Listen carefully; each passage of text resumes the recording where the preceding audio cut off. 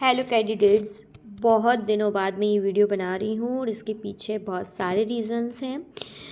एक तो सबसे बड़ा रीज़न यही है कि मैं अपने दूसरे जो काम है उनमें व्यस्त थी और चूँकि सेट का एग्ज़ाम भी है। चूँकि मेरा तो सेट क्लियर है, लेकिन असिस्टेंट प्रोफेसर के जो इंटरव्यू की तैयारी कर रही हूँ, तो उस तैयारी को लेके मैं दूसरा टॉपिक जो है, जो मेरा पहले से ही चल रहा था, उसको पढ़ने में व्यस्त थी।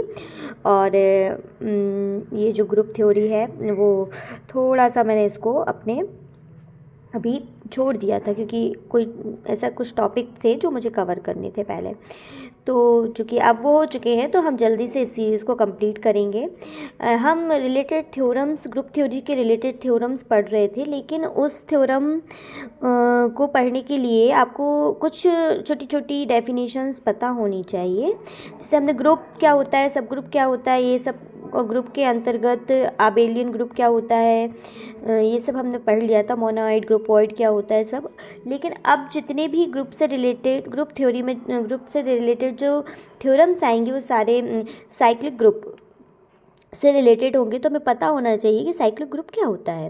तो साइक्लिक ग्रुप या चक्रीय समूह एक ऐसा ग्रुप होता है जिसमें एक स्पेशल एलिमेंट, हमें ऐसा एलिमेंट प्राप्त होता है जिससे ये पूरा ग्रुप जो है वो जनरेट हो जाता है, बन जाता है, जिसकी हेल्प से हम सारा ग्रुप जनरेट कर सकते हैं। जैसे कि 1 है, अगर हम 1 में 1 जोड़ें तो हमें 2, फिर 1 में फिर से 1 जोड़ें तो 3, फिर 1 जोड़ें तो 4, तो या फिर हम 1 में से 1 माइनस करें तो 0, फिर 0 में से -1 करें तो -1, और फिर -1 में से -1 करें तो -2।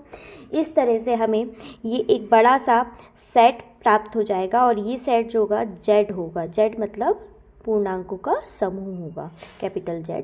और ये प्लस के तहत जो है, बाइनरी ऑपरेशन प्लस ले लें हम, इसमें योग ले लें, तो हमें Z प्लस के लिए हमें एक ग्रुप प्राप्त हो जाएगा, और यह ग्रुप जो है साइक्लिक ग्रुप कहलाता है। तो यदि किसी, इसकी जो डेफिनेशन है कि यदि किसी समूह G में हम एक ऐसा अवयव स्मॉल g मौजूद हो जिसे समूह के अन्य सभी अवयवों को G की पूर्णांक घात या मल्टीपल के रूप में लिखा जा सके, तो G को चक्रीय समूह कहते हैं। इस विशेष अवयव G को समूह का जनरेटर, जनक कहा जाता है। और इसे, इसकी मैथमेटिकल जो इसका निरूपण है वो इस प्रकार से है कि G is equals to generator G is equals to in bracket G की पावर n, या तो उसकी पूर्णांक घात हो या फिर उसका मल्टीपल हो। तो जैसे n जो है वो कहाँ बिलोंग कर रहा है, n कर रहा है पूर्णांकों के समुच्चय में बिलोंग, कैपिटल Z में। ठीक है, तो ये है आपकी साइक्लिक ग्रुप की डेफिनेशन। ये हिंदी में है और ये है इंग्लिश में। अगर आप चाहो तो इसको इंग्लिश में लिख सकते हो।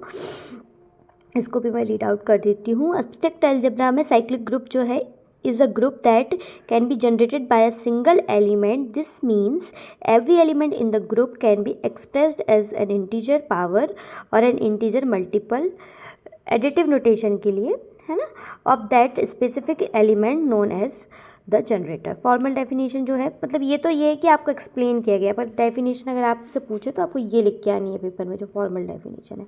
A group G dot dot यहाँ पे अलजेब्रिक एक्सप्रेशन को बता रहा है। मतलब जो बाइनरी ऑपरेशन है उसको बता रहा है। A group G is cyclic if there exist an element G which is belongs to G such that G is equals to generator G equal G to the power n which is belongs to Z।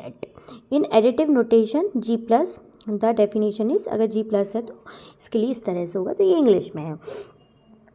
अब definition है तो example भी होगा। तो example जो है, अभी जो मैंने आपको एग्जाम्पल बताया वही है कि पूर्णांकों का एक हम समूह ले लें, Z का हम एक समूह ले लें, और Z प्लस जो है हमारा ग्रुप कहलाएगा। कब? अगर उसमें एक जनरेटर, हम देखो एक अनंत चक्रीय समूह है। ये क्यों है?